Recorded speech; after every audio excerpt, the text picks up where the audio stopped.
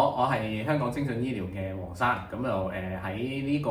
化驗嘅行業咧，就已經有超過12年嘅經驗㗎啦。咁咧亦都會係幫唔同嘅，而家幫唔同嘅公司咧，就去揾唔同嘅一啲測試啦，同埋係向唔同嘅廣大嘅市民咧，就推廣一啲新型嘅測試嘅。係咁咧，今日咧就因為咧我最近咧都好多客人咧做咗一啲嘅益生菌嘅測試，咁所以我就覺得好好啊。咁我講個例子俾大家聽先。咁因為我有一個客同埋我好朋友啦，咁佢就成日係咁肚屙咗好耐，咁但係佢就覺得自己唔需要睇醫生。咁因為佢嗰個肚屙又未嚴重到係影響佢日常生活，又冇咁誇張。咁但係如果佢每一日屙到超過4次，其實我哋叫做輕微肚屙㗎啦嘛，係咪先？咁咧佢就大概每一日都屙4次到，係啦。咁咧佢又覺得我又唔需要睇醫生，咁點搞咧咁樣樣？然之後咧我就同佢講，其實你不如試下食益生菌啦咁講。跟住佢話我食緊益生菌喎，不嬲都有食益生菌，咁 basic 嘅嘢我點會唔食啊咁講？哇咁但係嗰隻益生菌係咪你想要嗰隻益生菌先咁講？佢話都唔知你食緊咩益生菌喎其實。跟住之後咧，咁咧咁啱咧，佢嘅 partner 就係喺化驗所入邊做嘅，都係喺一間香港大學嘅化驗所度做。然之後咧就即係因為佢喺我度，我哋一齊食飯。然之後佢就講過，喂，其實 Isabel 好似係有益生菌測試去做喎。其實係咪 lab 度做？其實你不如喺 lab 度做個益生菌測試，咁樣同佢講喎。跟住之後咧，佢就話係咪咁同我做嗰啲有咩唔同先？同我平時食益生菌，你可唔可以講講咧？嗱，其實咧，我哋簡單啲講一講而家益生菌嘅一啲市面上益生菌點樣去配方先啦。其實咧，佢哋會根據唔同嘅一啲科學研究咧，去睇翻，即係譬如有針對肥胖啦，譬如針對一啲皮膚敏感嘅問題啦，咁佢哋就會用唔同嘅科學研究咧，去睇翻原來唔同嘅益生菌咧對唔同嘅症狀咧會有一個功效嘅。咁問題就係咩咧？問題就係佢哋會 base on 嗰份嘅 paper 去制定一啲益生菌嘅分量嘅。咁但係最大嘅問題就係我哋原來每個人佢吸收益生菌嘅分量啦，同埋所接受嘅一啲菌種咧都會有所不同嘅。就算我哋兩個人一樣係皮膚敏感先算啦，其實我哋所缺少嘅益生菌咧都會有機會唔同，而且我哋需要嘅分量都會唔同。所以如果你淨係喺香港一啲便利一啲商店度買到嘅益生菌咧，佢未必真係適合到係你嘅身體嘅需求，亦都唔代表真係可以幫到你去叫做減輕你嗰個病情等等啦。咁所以我哋就需要咧去測試睇翻，譬如你本身嗰個糞便腸道嘅益菌嘅分佈係點啦。如果你個腸道益菌嘅分佈某一啲菌係缺少嘅話咧，其實我哋係需要咧用翻一啲精準嘅益生菌咧去補翻譬如每一日咧都要食翻益生菌去補翻你缺少嘅益生菌嘅種類咯。咁啊同埋相對我哋都係要補翻足夠嘅份量啦。始終如果你唔夠益生菌嘅話咧，嗰個症狀就好容易出嚟啦。份量唔夠咧，亦都未必幫到你個症狀去減輕嘅。我咧一直咧之前都有食開一個牌子，係啦，我一直都食開 Metagenics 好多年嘅。我喺 Metagenics 嗰度咧，其實擺咗真係10萬8萬嘅錢，最 basic 講緊係啦。咁因為佢係即係全世界嚟講啦，係真係最多醫生嘅醫護人員用嘅。咁如果我即係老實講，我長期食，我預咗一樣嘢，咁我一定係食最靚嗰個牌子嘛。咁我哋以前咧一個益生菌，即係講緊 probiotics， 我哋其實喺 Metagenics 嚟講咧，其實10隻8隻 basic。係啦，即係佢有分50億啊、100億啊、女士益生菌啊、皮膚益生菌啊、減肥益生菌啊，好多好多種咁樣去做。咁你諗下啦，即係點解佢會有咁多咧種去做咧？就係因為以前我都有即係我啲客都會問佢話：哇，咁多種益生菌咁點揀啊？咁講。跟住之後我就會同佢解釋，我話因為其實人體咧，例如打個比喻，你連續好乖，咁食咗3至4個月益生菌，係啦，咁其實你身體嘅菌種會中咗相當嘅程度啦，咁可能你會需要另外一啲嘅益生菌，咁所以其實佢有10隻8隻係因為呢個牌子好好，係啦，咁所以佢就會有咁多唔同嘅益生菌俾你去慢慢食，即係叫做係俾你 long stay 喺呢個牌子。其實佢係好叻嘅，即係佢 marketing 做得好好啦，佢用咗好多錢去做研究啦，去做唔同嘅益生菌啦。咁但係你諗下喎，即係當時係其實你哋而家呢個科技係有咗幾多年咧？其實都自從人類基因圖譜計劃嘅出現之後咧，其實我哋就已經有呢一個嘅測試㗎啦。咁我哋講緊喺香港做嘅測試咧，就已經係講緊都有10年8年㗎啦。咁所以就如果真係喺商業上嘅應用咧，都係呢幾年嘅事咯。怪唔知咯，因為我10年8年大家識我嗰陣時，我第一次玩 YouTube 嘅時候，我20零歲啊嘛，而家我變咗中女啦嘛，係啦，咁嗰陣時我哋唔興喎。係啊，唔興㗎。我哋嗰陣時係有食物敏感測試，但係我哋嗰陣時係冇呢啲測試，所以我哋嗰陣時見我哋嘅客咧，我哋就真係叫佢，我嗰陣時我喺舊公司好出名㗎嘛，益生菌係可以一個月賣咗50萬益生菌，係啊，跟住嗰啲人就哇你點解可以一個月賣50萬益生菌？跟住之後冇喎，因為其實一個客我都簡單同佢講，如果我當你一個月食3樽益生菌，咁你有10隻，咁其實一個人都包攬咗300樽啦。明白。係啊，淨係益生菌啫喎，都未教其他喎咁樣啦。跟住之後咁你一樽益生菌，我嗰陣時我哋公司都賣緊440蚊一樽，係啦。咁所以其實嗰陣時去做到一個量咧，其實唔係一件難嘅事，係啦。咁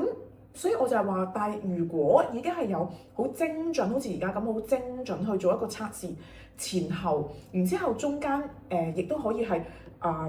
即係你食完啦、食後啦，咁你中間咧就係成個過程有啲新聞嘅配方啦，咁其實就會慳好多錢咯。咁當然啦，其實頭先講到有你話有啲客人啊，真係買咁多益生菌，其實我哋以前係咁樣噶嘛。最大問題係咩咧？而家好多時咧，而家廣告就係教我哋，食多啲好啲啦，或者你跟住去食又好啲啦。其實就唔一定嘅。頭先講過，當然多係會幫到多多少少手，但係你多得嚟，但係又唔精準翻你嗰個益生菌。譬如假設有隻益生菌係幫你去處理一個濕疹或者肥胖嘅問題嘅話咧，你要食多嗰一隻嘅益生菌先幫到你噶嘛。咁唔代表我所有嘅益生菌對，即係譬如假設某一啲 P 字牌嘅、G 字牌嘅配方化益生菌，原來佢雖然可能係某一啲益生菌好多，但係有啲多出嚟嘅益生菌唔代表真係我哋適合或者我哋需要咁。原來我已經有喺身體啦，咁我點解我仲要擺埋落去咧？咁其實係咪真係幫到我哋嘅症狀去處理咧？咁其實就未必嘅。咁所以我哋要搞清一啲 concept 啦，就係咧多就唔代表好嘅，最緊要就係唔同嘅益生菌有唔同嘅效用，我哋要補得啱，即係好似你睇中醫咁樣。咁如果你就算我哋同一個症狀，我哋都會有機會食唔同嘅藥㗎嘛，咁都要有我哋自己唔同嘅體質，咁所以我哋都要首先咧睇返究竟我哋嘅腸道益生菌嘅分佈係點樣先。如果我哋知道咗腸道益生菌嘅分佈係點咧，咁我哋先至再去配一個益生菌咧，先至真係幫到我哋。益生菌食多咗咧，其實理論上咧都冇乜大嘅問題嘅，係啦。但係最大問題係咩咧？你浪費金錢啊嘛，同埋咧你變咗好似有啲安慰劑效應，就係話咧，我食完落去好似好啲咯。咁咩叫好似好啲咧？咁好定好似好啲？其實可能大家食完落去，feel good 或者乜都冇事發生。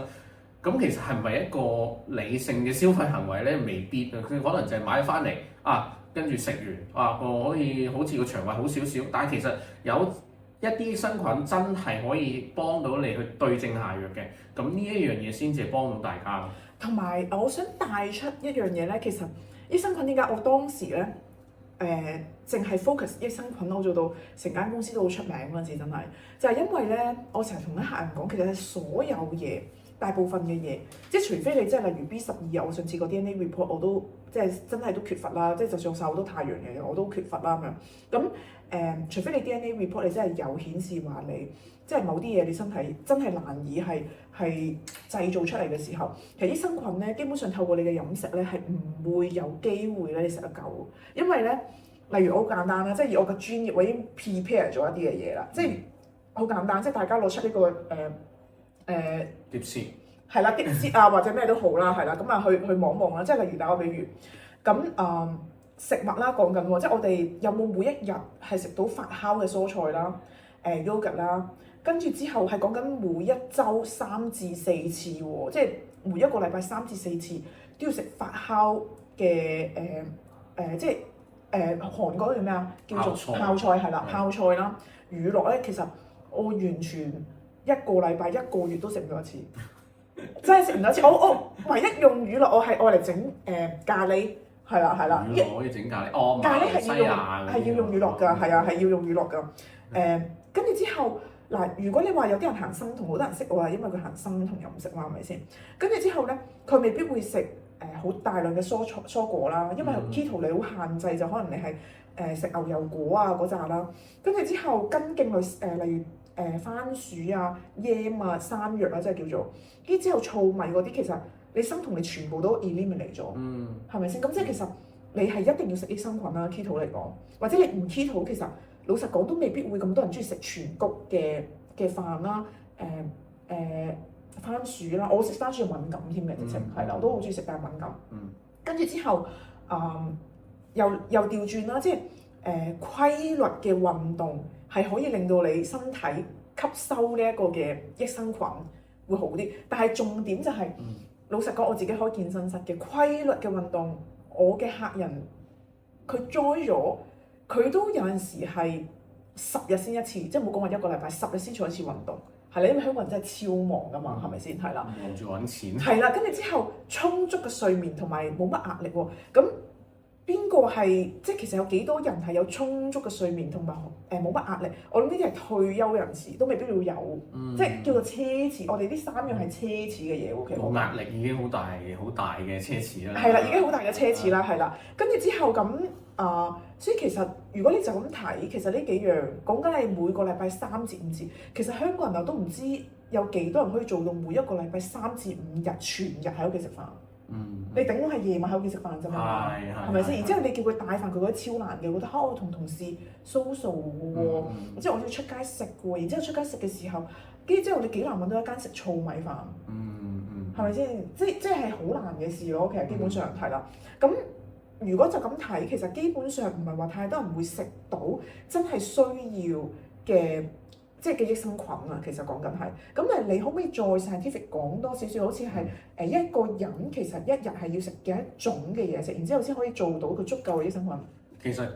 世衛有個指引嘅，其實咧世衛就係叫我哋咧，即係要每一日去攝取1000億嘅益生菌嘅。其實咧1000億嘅益生菌咧係相當多嘅，對於現代城市人嚟講。即係第一件事咧，就係譬如你可能睇翻出邊一啲配方化嘅益生菌啦，大多極都可能只係100幾啊、200啊等等啦。咁所以個問題就係，如果我哋係單靠飲食去吸收益生菌咧，咁其實我哋未必真係做到嗰個精準效果同埋達到一個我哋所謂嘅可以預防慢性病啦，或者去治理慢性病一個情況。咁所以我哋就建議咧，其實佢喺健康嘅飲食之下咧，我哋再係每一日咧係長期補充個益生菌，令到我哋個益生菌會嘅多樣性啦，同埋嗰個嘅菌嘅數量會增加啦。嗱，尤其係啲老年嘅人士，因為老年嘅人士咧，其實我哋隨住我哋嘅年紀增長咧，嗰個益生菌嘅菌嘅多樣性咧，同埋個數量咧，亦會大幅減低。所以點解會有啲老人家咧便秘啊，或者有啲即係慢性病嘅病者會去唔到廁所咁等等咧，其實都係因為同佢嗰個腸胃有關。咁呢啲咧，其實同我哋嘅益生菌定植呢個字咧都有好有關係啦。我哋就算食益生菌落去咧，唔代表咧嗰個益生菌真係喺我哋腸道嗰度生咗出嚟。係啦。如果好似我哋去一個地方，咁你要住喺嗰個地方個環境合適，你先可以住噶嘛。如果我哋個腸道好差嘅話咧，其實呢益生菌咧都未必真係定植到喺我哋嗰段腸道，而且咧有機會就係因為我哋嗰個飲食習慣好差啦，咁而導致佢定植嘅率咧定植率比較低嘅話咧，佢就會全部將嗰個益生菌排出體外㗎啦。咁嗱，所以我哋點解就係話，我哋一個要好嘅腸道環境咧，其實我哋就能夠幫到我哋去解決一啲慢性病，同埋亦都會有個理論叫腸路軸線啦。即係如果假設你個腸道嘅環境好嘅話咧，其實你個頭腦啦、神經系統都會好嘅。咁老人家更加需要，因為老人家係啊，同埋就係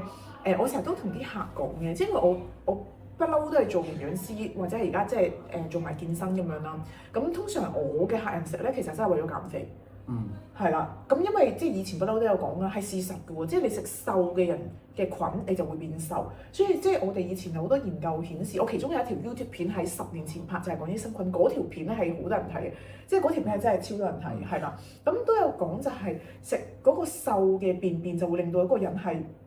即係瘦，所以你個 partner 如果係瘦，其實你同佢 kiss 得多，其實你又會變得瘦。係真㗎，真㗎，真㗎。如果對方係一個肥嘅人，你同佢 kiss 得多。跟住之後，其實你都會容易變到肥嘅體質，呢個係事實嚟嘅。咁但係如果喺皮膚上面，即係除咗減肥，因為我通常用就係減肥方面啦，係啦。咁皮膚上面其實點樣幫到手咧？我補充翻頭先減肥嗰一個情況先啦。嗱，其實咧好多研究顯示咧，腸道微生態咧都係肥胖嘅元兇之一嚟嘅。咁其實我哋好多研究顯示就係話肥胖者嘅一啲腸道細菌嘅多樣性咧就好低嘅，即係意思就係個菌嘅種類咧就好單一。咁好單一，即係好似你種田咁樣。咁如果你淨係種一樣嘅植物咧，其實好容易受害蟲嘅侵蝕。咁所以其實我哋講緊多樣性咧，就有利於成個嘅腸道生態環境係有一個健康嘅一個發展啦。同埋如果多樣性偏低嘅話，亦都會容易咧造成我哋嘅身體發炎嘅，亦都會導致嗰個二型糖尿病風險亦都會提高咯。咁我哋喺美國咧，其實咧有個研究嘅，咁咧其實就係好簡單嘅啫，就係個研究就係有個好肥嘅同埋好瘦嘅孖生兄弟。咁咧，其實我哋咧就會將佢嗰個微生態嘅微生物咧轉移到個老鼠身上嗱，即係可能肥仔就轉移到其中一隻老鼠度啦，瘦咧就轉移到另外一個嘅老鼠度啦，就將佢嘅微生物咧就擺落嗰隻老鼠嘅腸道入邊，結果咧肥胖嘅腸道微生物嗰隻老鼠咧，咁佢真係會肥啲喎，係啦，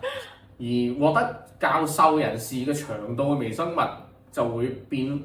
都唔會變肥咯，即係佢都會係維持翻原來嘅體重咯。咁所以其實咧，腸道微生態咧係絕對同呢一個體重管理咧有一個好直接嘅關係。咁我哋講緊咧嗱，先天基因有啲人飲水都會肥啦，其實已經主導咗我哋60% 嘅一個體重嘅一個體態啦。好啦，咁我哋點樣去改變翻我哋之後40% 餘下嘅後天嘅一啲變數咧？咁我哋就要靠我哋飲食習慣啦，同埋真係要食多啲益生菌去改變個腸道微生態。嗱，其實咧同埋講緊回應翻頭先皮膚嗰度啦，咁其實咧有好多研究顯示咧，即係唔同嘅菌種咧對皮膚咧都有一個唔同嘅一個功效嘅，譬如係乳雙歧桿菌啦，咁乳雙歧桿菌咧其實可以減少翻咧我哋身體產生一啲 IgE 嘅抗體嘅，咁而呢啲 IgE 抗體咧其實會產生咗一啲叫發炎因子，叫 cytokines 啊或者係 histamine 啊呢啲咁樣，咁最大個問題就係我哋過敏就係因為我哋身體產生咗好多嘅 histamine，即係好多嘅組織胺。咁如果我哋缺少咗呢一隻益生菌去防止呢啲呢一啲組織胺出現嘅話咧，其實我哋會多咗機會，調翻轉多咗機會出現咗過敏啦。亦都舉個例子啦，有另外一個叫做呢個都係啊，呢個係我哋以前讀書嘅時候咧，即係我哋都會，因為通常咧啲人一有咗小朋友，佢第一時間咧，即係如果佢過肥，咁醫生就叫佢就話哦，咁你見營養師啦，因為你要減肥，如果唔係你妊娠糖尿好勁啊，同埋即係同埋你好即係妊娠糖尿或者係你生完小朋友，你啊即係好容易又會有二型糖尿啊嗰啲咁樣啦。跟住之後咁我哋就要 handle 個客就係即係 handle 嗰個客人就要幫佢減咗肥啦，成件事。同埋你知有咗。即係好容易放縱自己啊，就覺得我有咗啊，我要食嘢啊，食好多嗰啲咁啊，食完先再減。咁呢其實係好 old school 嘅思想，係啦，係真係好 old school。即係因為喺我哋成個真係學for 孕婦嚟講，其實佢哋真係需要加嘅 calories 唔係太多，係即係其實你係比正常即係例如頭3個月你加少少，4至6個月幾多，然之後係咁樣去加，其實唔係話真係要食多好多嘢。即係唔係話好似傳統話要每一日7至10隻雞啊，係咁飲啊嗰啲就唔係嘅。咁但係即係嗰啲濃縮雞精係啦係啦，唔係嗰種，因為舊式係真係咁樣㗎嘛，係啦，即係好驚㗎嘛。咁但係呢個唔係一個重點乜嘢，係重點我哋亦都要 deliver 一個好重要嘅信息，即係因為而家亦都好興就係即係開刀生小朋友啊嘛。咁佢可能真係有好多好迷信就係即係可能要擇日呢樣嗰樣啊，又話唔痛啊，即係好多呢啲即係好多呢啲 promo 網上面啦嗰啲咁，同埋而家啲人揾到錢。係啦，咁佢會覺得咁梗係唔一定要自己痛啦，開刀咪算啦，唔使痛嗰啲咁樣樣啦，即係好多啲唔同嘅方法。而家啲人揾到錢咁啊，同埋因為商家都要揾錢啦，咁所以一定係會講好好嗰樣嘢而要你去做。咁但係我哋最傳統，我哋以前讀嘅時候，我哋都會教啲孕婦，就係即係你盡量就可以自然分娩，因為自然分娩咧就係可以將你嘅菌帶俾小朋友，而小朋友就唔會咁容易有皮膚病。係啦，因為而家尤其是香港啦，因為香港空氣唔好啦，人口好密集啦，咁香港咧其實即係好多人都講就係因為而家移民潮好大啊嘛，咁好多人移民走咗去澳洲，我自己都係喎，即係我前嗰幾年喺澳洲，哇！我啲皮膚我唔使做 facial 噶啦，即係我喺澳洲幾年咧，即係完全咩清潔 facial 嗰啲咧。我可能1年都唔知有冇做到一次，係啦。咁但係香港我要 regular 去做 facial，即係其實爭好遠喎，為 facial 嘅錢。我唔係一個中意做 facial 嘅人，但係你真係要 feel 到就話唔得，我要可能真係要做下 facial 喎，真係有咁樣喎。咁香港嗰個皮膚敏感嘅問題其實相當嚴重啦，即係真係嚴重。咁而其中一樣嘢就係而家現代好多小朋友，因為屋企負擔到啊或者成啦，咁就真係會選擇就係開刀去生個小朋友，咁而令到個小朋友咧出嚟咧，其實嗰個嘅皮膚差咗好多，就個免疫差好多。咁我哋要用好多時間去 educate 個媽咪，就其實係盡量順產，你個小朋友咧將來咧拎到你個菌種就會係好多咯，即係就拎級翻你頭先講嗰個嘅研究顯示咯。係嗱，其實咧關於皮膚嗰度，我仲有幾樣嘢想補充。好啊，因為呢個 concept 比較新，好多人唔識。係嗱點解會香港或者一啲大城市有咁多嘅一啲皮膚問題咧？除咗一啲飲食嘅狀態之外咧，其實我哋基因都係頭先講過啦，佔咗我哋60% 嘅一啲主導咗即係因為你出生咁都係爸爸媽媽遺傳俾你嘅啫。如果爸爸媽媽如果真係有一啲過敏嘅問題啊，或者皮膚嘅問題，其實容易就會你都有機會出現嘅。咁因為我攜帶住佢嘅基因啊嘛。咁如果假設有個小朋友個爸爸媽媽都有一啲濕疹啊或者過敏嘅問題，佢中嘅機會亦都會大咗。咁第二樣嘢啦，就好似阿 Isabel 頭先所講，就係嗰個小朋友順產一定係會比開刀更加冇咁易去導致個過敏情況出現嘅。點解咧？係因為咧，我哋個女士嘅陰道咧，其實都有唔同嘅一啲菌喺即係黏住喺個子宮內膜啊等等啦。咁其實個 BB 一經過個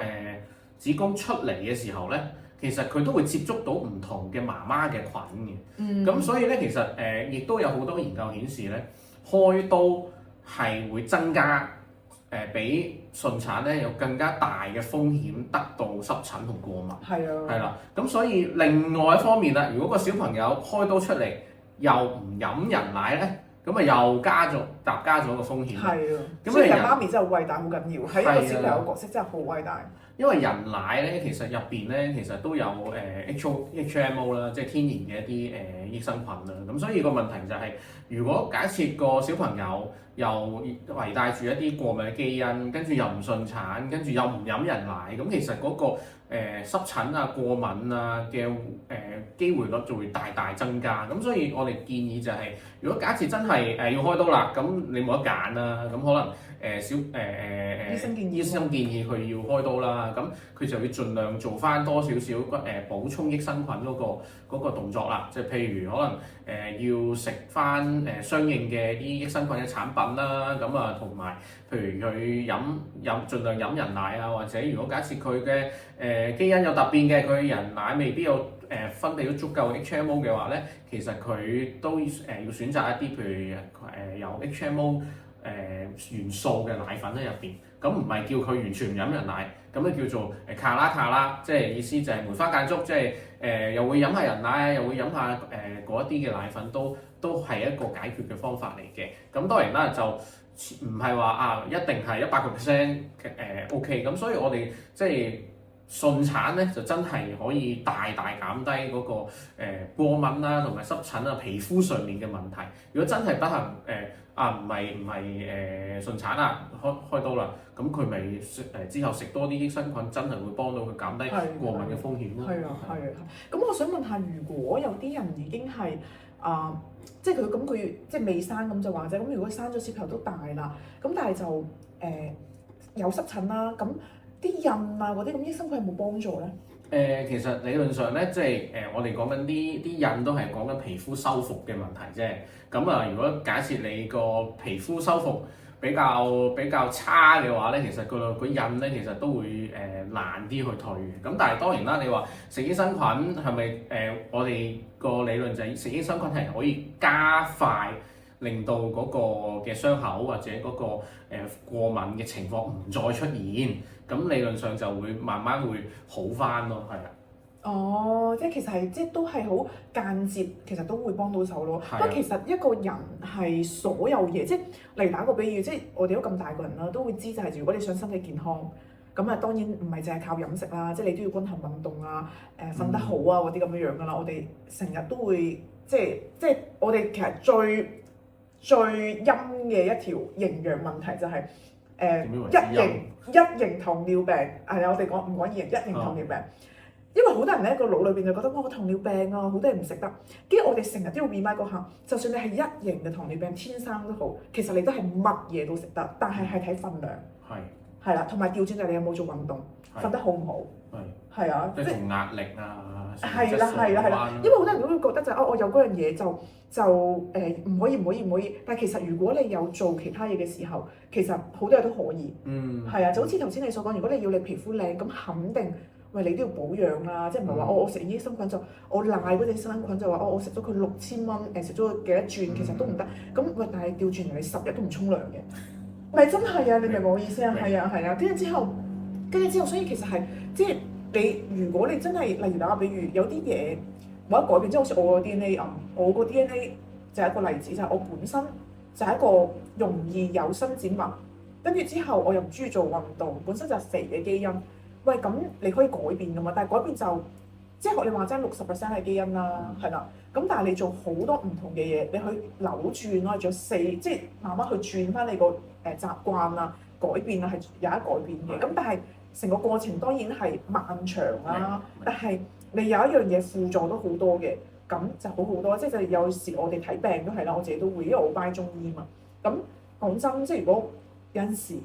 你真係想快啲好，咁都會睇咗西醫，然之後再睇中醫去調理。係啊，所以就係話，如果你皮膚即係長期都有濕疹啊，或者成咁，老實講，喂，你話即係先睇咗西醫啊，你搽過類固醇啊，嗰啲止咗痕先，然之後你再慢慢調理食益生菌，令到身體冇咁容易發炎，咁其實係一件好好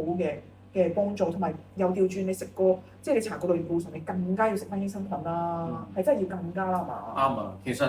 我哋講緊益生菌咧就唔係靈丹妙藥嚟嘅，世界就冇。但係其實你皮膚好咗好多，你可唔可以分享下其實你自己食咗益生菌幾耐，或者搞咗幾耐，其實皮膚好咗好多咧？嗱，其實咧益生菌我就本身有個濕疹嘅底子啦，即係我識佢其實超過10年㗎啦。係啦，咁啊我自己就都揾過唔同嘅方法咁。當然啦，你話咩西藥啊、steroid 啊，或者即係類固醇啦，或者antihistamine 啊，即係一啲抗敏藥啊，其實都唔同嘅一啲種類嘅藥我都食過㗎啦。咁但係其實好多嘅副作用會出現，即係譬如講緊你個皮膚會變薄啦，咁啊個身體會好攰啦，因為你真係會嗰啲 antihistamine 即係抗組織胺藥會真係會令到自己個精神唔係咁夠啦，咁變相會做到啲咩咧？變相就係走咗去飲咖啡啊，會提神啊，結果昏昏欲睡嘅時候就依賴咗唔同嘅一啲提神嘅一啲飲品，咁其實都唔係太好。咁所以而家我有一直咧有食開一個個人化嘅益生菌。首先就係、亦當然要知道究竟你個腸道益生菌嘅分佈係點啦。本身我自己都會有一啲便秘啊或者腸胃唔好嘅情況，即係通常都係嘅，因為有濕疹啊或者有過敏嘅人士咧，唔單單淨係得一樣嘅症狀嘅，佢有機會係連埋啲鼻敏感啊，連埋啲哮喘啊或者腸胃唔好啊，咁都會一次過嚟嘅，因為細個食藥食大啊嘛，咁所以又嗰啲有時個抵抗力又會差嘅時候，又會食下抗生素啊，因為容易咗會感染一啲流感啊等等，所以其實食藥食慣咗，咁所以而家反而咧就追求翻一啲比較天然啲嘅方法。當然類固醇係會好快咁有效，但係個問題係你不停咁搽，不停咁令到自己即係多多少少都係會個費用啦，咁同埋即係頭先講個皮膚變薄啦，咁我哋追求翻一啲健康嘅方法點去處理咧，就係靠驗呢個益生菌。咁驗呢個益生菌分佈啦，我就食咗大概年幾兩年㗎啦，其實嗰個服用嘅週期已經其實就越嚟好。首先個腸胃咧就會好翻啲先，即係會少咗便秘啦，冇咁易肚屙啦。咁呢個係第一個嘅一個改善嘅，之後咧先會慢慢喺嗰個皮膚上面有改善咯。即係我哋唔好 expect 就係話，即係唔好預期就話即刻會好似食 steroid 咁個皮膚就會即刻好翻，唔係咁樣嘅。咁我哋都要俾身體咧益生菌咧喺定植喺我哋嗰個腸道裏邊改變翻個腸道生態環境咧，先至可以慢慢調理翻好我哋嘅身體。即係頭先 Isabel 都講得好好，就係話我哋有好多因素嘅，即係我哋而家推行咩咧？其實就係4R 嘅飲食法。哦，係啊，係啊。係啦，咁我哋點樣去推行佢咧？因為第一就係 R 啦，reduce 啦，即係你減少翻你本身對你腸道有問題嘅一啲食物啦，即係啲油鹽煎炸好多嘅一啲好多味精嘅嘢食啦，咁同埋 replace 啦，揾翻一啲新嘅一啲健康嘅嘢食去吸翻落你嘅飲食嘅框架入邊啦，即係譬如啲藜麥啊、蔬菜啊，食多啲呢啲啦。repair 同 rebalance 就唔使講啦，就係你要揾翻自己嘅益生菌去修補翻你嗰個腸道嘅一啲腸瘤症嘅一啲狀況啦，即係我哋可能有機會個腸道黏膜會受損啊，咁我哋要透過益生菌咧去幫手去修復翻嘅，咁然後最後啦就係你定期去做翻一個測試，即係譬如我哋講緊你食完一段時間益生菌。其實嗰個腸道嘅益生菌嘅生態其實都會有所改變，咁我哋再要睇翻佢嘅改變嘅狀況啦，就係話今次可能食完1年啦個益生菌或者半年啦，咁我哋又會做多一次測試，咁睇翻佢嗰個即係微生態究竟個分佈係點，跟住我哋再調校新嘅益生菌嘅配方，咁令到自己咧會越嚟越健康啦。呢個係真係好好，同埋個效果都幾快，因為我啲客人做其實佢基本上2個禮拜，其實佢已經明顯係有好轉，係真係明顯係屙少咗好多，係好肚屙呢個問題搞掂咗好多，即係佢自己都覺得係好值得，因為唔係比市面上貴好多嗰個價錢，咁所以佢覺得係好值得做，咁所以如果大家有興趣咧，就可以係留言啦，係啦，或者係 WhatsApp 俾我，係啦，咁可以問相關資料，咁大概幾耐到有結果？其實你預大概如果我哋咁樣嘅，就個測試同個益生菌咧係2個部分嚟嘅。測試咧，你如果去寄翻去我哋嘅化驗所咧，大概7個工作日咧，你就會收到個報告㗎啦。咁然後咧之後收到報告之後嘅7個工作日咧，你就會收到嗰個嘅益生菌嘅配方㗎啦。咁你跟住指引去食啦。咁要勤啲食喎，即係唔可以咁食下唔食下，咁佢就會有機會未必改變到你，因為始終益生菌你都要需要佢嘅時間去養，係啦。咁我哋建議咧，其實你至少咧食半年嘅。咁如果你半年嘅嘅時間，你就會睇到。半年好短㗎啦，你做運動係啊半年都見唔到啲乜啊，話俾你聽，係咪先？所以其實如果你話喂想食嘅唔使喐嘅，其實改變到其實係好好喎。係。係啊係啊。其實係幫到你解決一個長期嘅問係啊題，因為我哋講緊好多症狀都係啲 chronic inflammation 啊，即係長期發炎嘅狀態。係啊。試想下你本身你嘅症狀可能10幾年喺你嘅身體度，或者已經一段好長嘅時間，你都唔會預期佢真係會做到2-3個月你就已經解決你10幾年嘅狀態。咁當然啦。咁一定係不切實際嘅。咁所以我哋要改變得嚟又健康，都要一啲時間俾個身體去適應。係啊，好啦，thank you 晒大家。